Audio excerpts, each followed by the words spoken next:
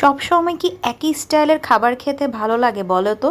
তাই তো আজকে তোমাদের জন্য নিয়ে চলে এসেছি খুব মজাদার গরুর মাংসের ভর্তার একটা রেসিপি। ফার্স্টে এখানে আমি একটা বড় স্লাইসের গরু মাংস নিয়ে নিয়েছি, সাথে নিয়ে নিয়েছি অনেকগুলো আদা, রসুন এবং কাঁচামরিচ, আর নিয়ে নিয়েছি 4টা পেঁয়াজ। তোমরা তোমাদের ইচ্ছে মতো গরুর মাংসর পরিবর্তে খাসির মাংস অথবা মুরগির মাংস দিতে পারো। তারপরে আমি ওই আদাটা আর মাংসটাকে একসাথে ব্লেন্ড করে নিয়ে নিয়েছি। তারপর একটা ফ্রাইং প্যানের মধ্যে সকল কিছু একসাথে দিয়ে দিচ্ছি, মানে মাংসটা, তারপরে রসুন, তারপরে পেঁয়াজ, কাঁচামরিচ, আর পরিমাণ মতো দেখো এখানে আমি একটু লবণও দিয়ে দিয়েছি। দিয়ে আমি এখন ফার্স্ট এটাকে একটু ভালো করে মিশিয়ে নিব। তারপর এখানে আমি এখন একটু পরিমাণ মতো সরিষার তেল দিয়ে দিব, কারণ ভর্তা জিনিসটা আসলে সরিষার তেল দিয়ে খেলে ভালো লাগে। চাইলে এখানে তোমরা কিন্তু সয়াবিন তেলটাকেও অ্যাড করতে পারো। আবার এখানে আমি ভালো মতো দেখো এখানে মিশিয়ে নিব, কোনোভাবে যাতে পোড়া না লাগে সেখানে খেয়াল রাখতে হবে।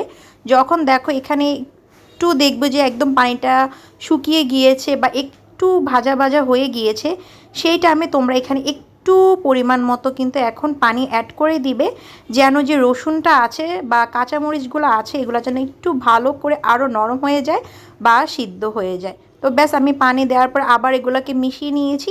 আর লাস্টে দেখো এখন ভালো করে সবগুলো জিনিসই কিন্তু সিদ্ধ হয়ে গিয়েছে। তারপর আমি একটা প্লেটে তুলে নিয়েছি, নিয়ে এখন ভালো করে যে রসুনটা আছে, কাঁচামরিচগুলো আছে, সেগুলো একটু ম্যাশ করে নিতে হবে। তো আমার ভাই আমাকে এখানে হেল্প করছিল, ও ভালো করে এগুলোকে মিশিয়ে নিচ্ছিল। ভালো করে না মিশালে দেখা যাবে যখন তোমরা খাবে একদম রসুনটা বা কাঁচামরিচটা তোমার একদম দাঁতের নিচে পড়বে।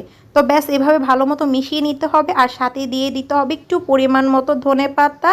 লাস্টলি এই তো আমাদের ভর্তাটা হয়ে গিয়েছে। অল্প উপকরণে অল্প সময় খুব মজাদার একটা ভর্তা হয়ে গিয়েছে। সবসময় তো আমরা গরু মাংসের কাবাব রান্না করেই খাই, বাট ভর্তাটা যদি তোমরা ট্রাই করো তাহলে একদম নতুন স্টাইলের একটা খাবার খেতে পারবে। সাথেই তো আজকে আমার গরু মাংস রান্না করেছে, আর গরম গরম ভাত দিয়ে খেতে এটা অনেক বেশি ভালো লাগে। যারা ট্রাই করো নাই, মাস্ট বি একবার হলেও কিন্তু তোমরা এই ভর্তাটা বাসায় বানিয়ে খাওয়ার ট্রাই করবে।